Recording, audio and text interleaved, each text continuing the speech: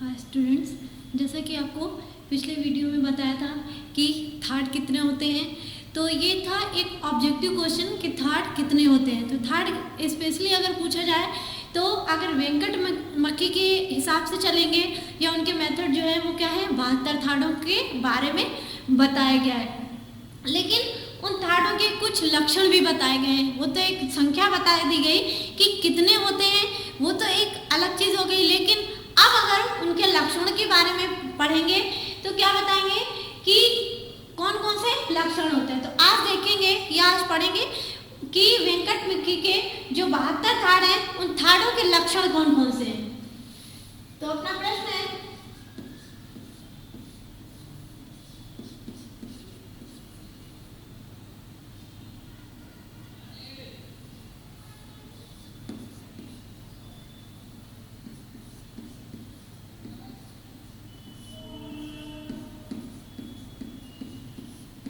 कौन कौन से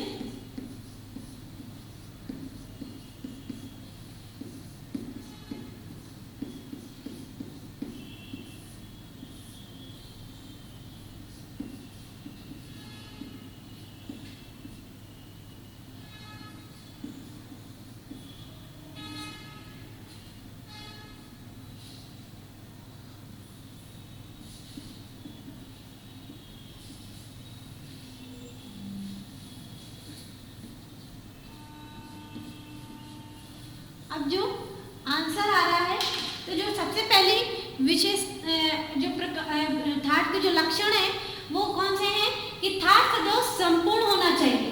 थाट सदैव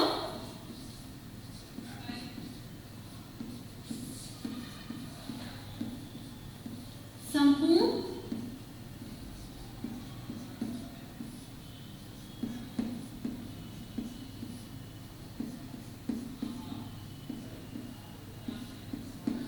होना चाहिए।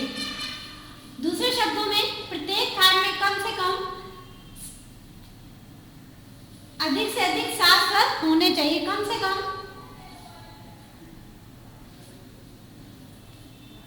कम और अधिक से अधिक प्रत्येक थाट में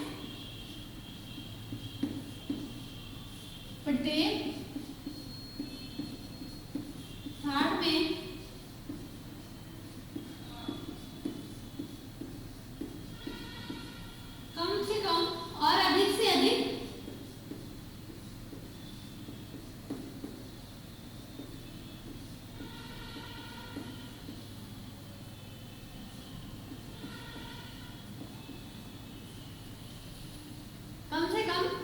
अधिक से अधिक 7 स्वर होने चाहिए।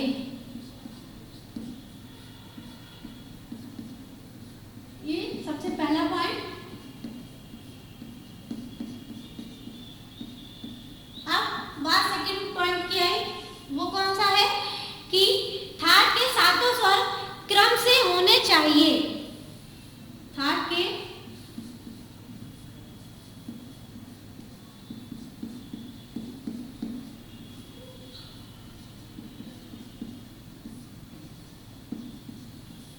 क्रम से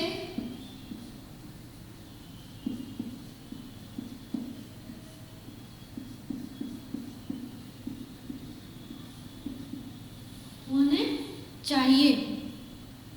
फिर उसके बाद में अर्थात सा के बाद रे ही आना चाहिए, गा नहीं। जो इन्होंने उदाहरण दिया वो क्या है कि सा के बाद रे आता है, इसलिए उन्होंने कहा कि सा के बाद रे ही आना चाहिए। सा के बाद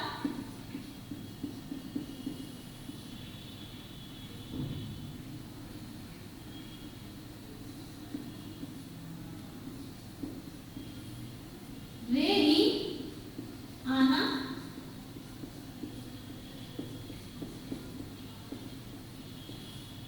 चाहिए, गा नहीं। मतलब थाट के 7 स्वर क्रम से होने चाहिए, सा के बाद रे ही आना चाहिए, गा नहीं आना चाहिए। अब इसके बाद इन्होंने क्या कहा, एक स्वर के दोनों रूप एक साथ प्रयोग किए जा सकते हैं। एक स्वर के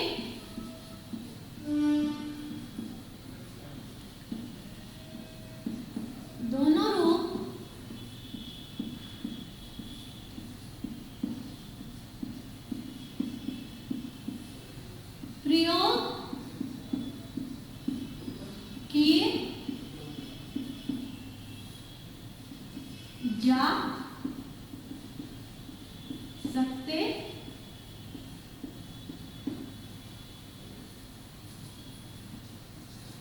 हैं। अब इसके बाद थाट का प्रथम और तीसरी विशेषता, थाट की प्रथम और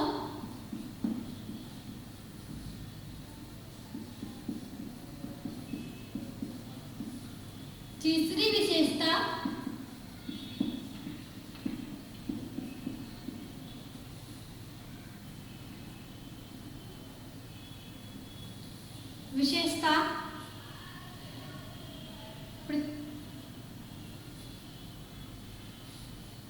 एक दूसरे के विरोधी मालूम पड़ती हैं। विशेषताएं एक दूसरे के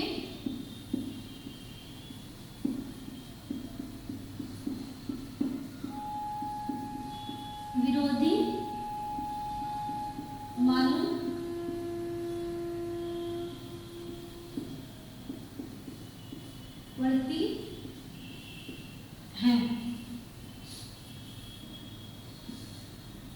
पड़ती हैं। इसके बाद में किंतु नहीं, दक्षिण संगीत के स्वर में यह विरोध नहीं होता है। किंतु नहीं,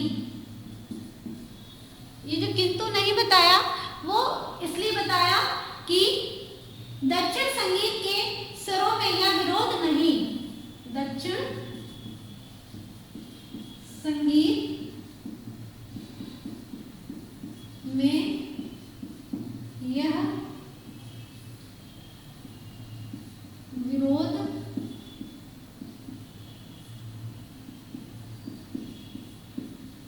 नहीं। 6 जो प्रत्येक थाट का आरोह अवरोह स्वर के रूप और संख्या दोनों की दृष्टि से समान होता है। तो एक बार फिर से, प्रत्येक थाट का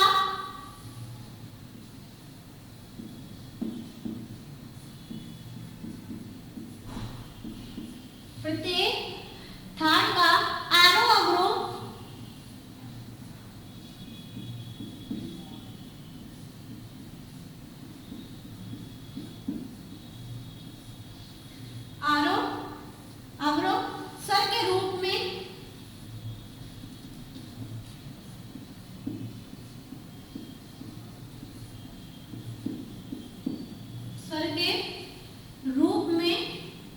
स्वर के रूप और संख्या दोनों की दृष्टि से, स्वर के रूप और संख्या की दृष्टि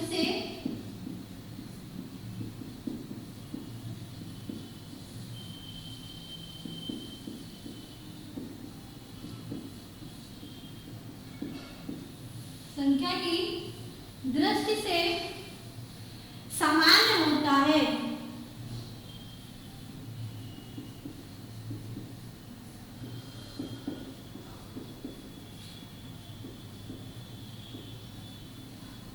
सामान्य होता है।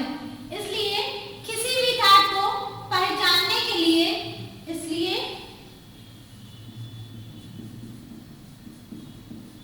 किसी भी थाट को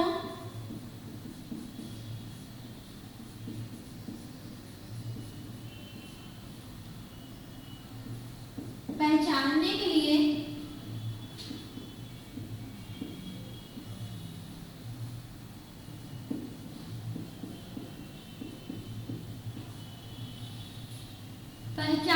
लिए केवल आरोह अथवा अवरोह पर्याप्त होता है। केवल आरोह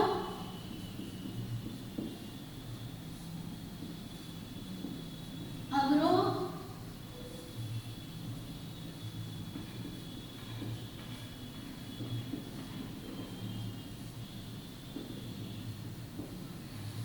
पर्याप्त होता है।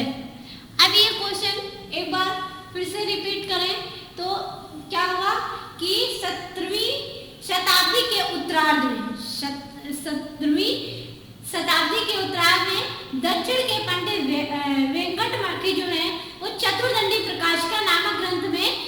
गणित द्वारा सिद्ध किया गया। मतलब एक तरह से कि ये सप्तक से अधिक 72 ठाट अथवा मेलों की रचना हो सकती है। सर्वप्रथम उन्होंने थाटों को निम्नलिखित लक्षण जो थाट थे उनके लक्षणों के बारे में बताया। क्या बताया? जो सबसे फर्स्ट पॉइंट था कि थाट सदैव संपूर्ण होना चाहिए, अधूरा नहीं होना चाहिए। प्रत्येक थाट में कम से कम और अधिक से अधिक 7 स्वर होने चाहिए, मतलब ना कम हो ना ज्यादा। थाट के 7 स्वर क्रम से होने चाहिए। मतलब अपने को ये पता है कि सा के बाद रे आता और रे के बाद गा, इसलिए इन्होंने ये चीज बताई कि सा के बाद रे ही आना चाहिए, ना कि गा आना चाहिए। फिर थर्ड पॉइंट उन्होंने बताया एक स्वर के दोनों रूप एक साथ प्रयोग किए जाते हैं। और थाट की प्रथम और तीसरी विशेषताएं एक दूसरे की विरोधी मालूम पड़ती है। मतलब विरोधी मालूम पड़ती है, जो अपोजिशन, विरोधी मतलब जो अपोजिशन में खड़े होते हैं। फिर उसके बाद किंतु नहीं, दक्षिण संगीत में यह विरोध नहीं। दक्षिण संगीत मतलब एक कर्नाटक संगीत पद्धति और दूसरी दक्षिण हिंदुस्तानी संगीत पद्धति। तो ये कह रहे हैं कि दक्षिण संगीत पद्धति में इसका विरोध नहीं है। प्रत्येक थाट का आरोह और अवरोह स्वर के रूप और संख्या की दृष्टि से समान ही होता है। समान मतलब इक्वल होता है, बराबर होता है, उसमें कुछ ऊपर नीचे नहीं किया जा सकता। फिर उन्होंने कहा इसलिए किसी भी थाट को पहचानने के लिए केवल आरोह अवरोह पर्याप्त होता है। आरोह अवरोह मतलब जब हम किसी राग की शुरुआत करते हैं तो उसमें परिचय के बाद सबसे पहले यही बताते हैं कि किस राग का कौन सा आरोह है, अवरोह है और पकड़, तब राग की शुरुआत करते हैं। फिर उसके बाद में हम उसकी बंदिश में स्वर बोल चिन्ह बताते हैं और उसके जो आगे बताएंगे। फिर उसमें ताने आती हैं, आलाप आते हैं, ध्रुपद आता है, फिर बाकी की सारी चीजें वो क्या सिस्टम से बढ़ती चली जाती हैं। तो ये क्वेश्चन यहाँ पे खत्म हो रहा है। इसके आगे भी बहुत से क्वेश्चन हैं जो आपको उसी के आगे बताएंगे, जैसे कि वेकटमुखी के जो स्वर हैं उनकी क्या विशेषता है। अभी हमने वेकटमुखी के जो थे 72 ठाट उनके लक्षण की बात करी, कल बात करेंगे किसकी, विशेषताओं की। लेकिन फिर भी अगर क्वेश्चन ना समझ में आए तो एक बार फिर से आप डिस्कस कर सकते हैं।